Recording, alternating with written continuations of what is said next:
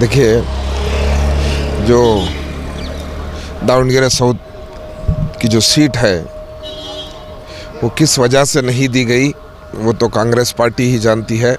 क्या मुसलमान लीडरों को और मुसलमानों को नज़रअंदाज किया जा रहा है?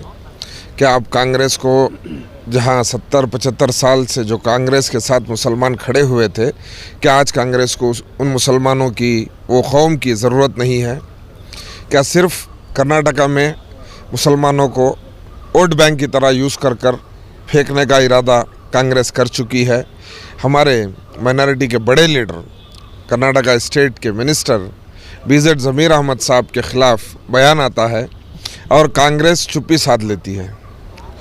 और मिनिस्टर SS मल्लिकार्जुन, जो मिनिस्टर भी हैं, MLA भी हैं, वो हमारे मिनिस्टर के बारे में, BZ ज़मीर अहमद खान साहब के बारे में रफ लैंग्वेज इस्तेमाल करते हैं और फिर भी बिना माफ़ी मांगे उनको टिकट दे दी जाती है, उनके बेटे को टिकट दे दी जाती है, जिसकी उम्र 22-23 साल है। और उसी के मुकाबले में हमारे मुसलमान लीडरान जो 30-30, 35-35 साल से कांग्रेस के लिए काम कर रहे हैं, उस दावणगेरे सीट को लाने में 30-30, 35-35 साल से अपने जान, अपना पैसा, अपना माल लगा रहे हैं और वैसे लीडरों को नज़रअंदाज कर दिया जाता है। वही कांग्रेस जो कर्नाटका स्टेट माइनॉरिटी चेयरमैन बनाती है, उन्हीं को MLC बनाती है और उन्हें भी इस सीट की दावेदारी से बर्खास्त कर दिया जाता है बिना कोई वजह।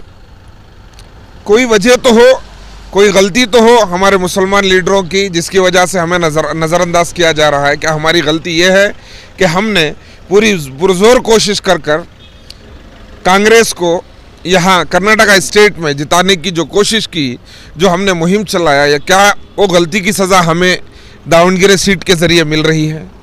क्या हमारे पूछने पर, हमारे मांगने पर भी अगर हमें सीट ना दी जाए तो हम आगे चलकर कांग्रेस से क्या उम्मीद करें?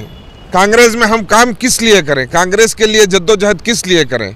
बहुत ज़्यादा दावणगेरे, सिर्फ दावणगेरे में नहीं, पूरे स्टेट में ये गुस्सा मुसलमानों में दौड़ रहा है कि आप एक मुसलमान बड़े लीडर को, जो सियासी तौर पर मुसलमानों के, दूसरे भी लोगों के जो रहनुमा हैं, BZ ज़मीर अहमद खान साहब, जो हर ज़ात के लोग की मदद फरमाते हैं और हर लोगों के, हर जमात के लोगों के लिए आगे खड़े होकर मदद करते हैं, उनके लिए बुरे अल्फाज इस्तेमाल करना कि उनको क्या हक़ है मेरी कॉन्स्टिट्यूंसी में आने का।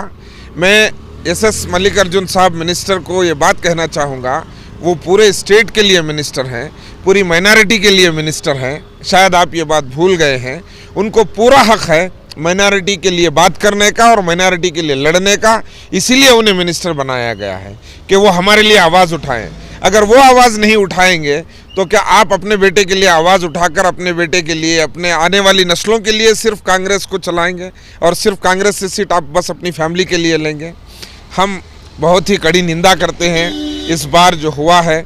हम दरख्वास्त करते हैं कांग्रेस से कि वो सभी के लिए यहाँ पर है और माइनॉरिटीज़ का भी, दलित का भी, आप सबका ख्याल रखिए, हमें कोई प्रॉब्लम नहीं है।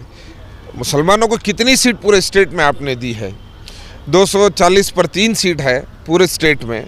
उसमें क्या आपने हमें 14-15% सीटें दी हैं? बिल्कुल नहीं।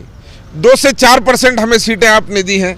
अगर उसमें एक आध सीट आप बढ़ा भी देते हैं, जो कि मुसलमानों का वहाँ पे हक भी है, 80 पे 9,000 वोटों से, इससे पहले के जो हमारे MLA थे शिव शंकरप्पा, वो जीते थे 80 पे 9,000 वोटों से।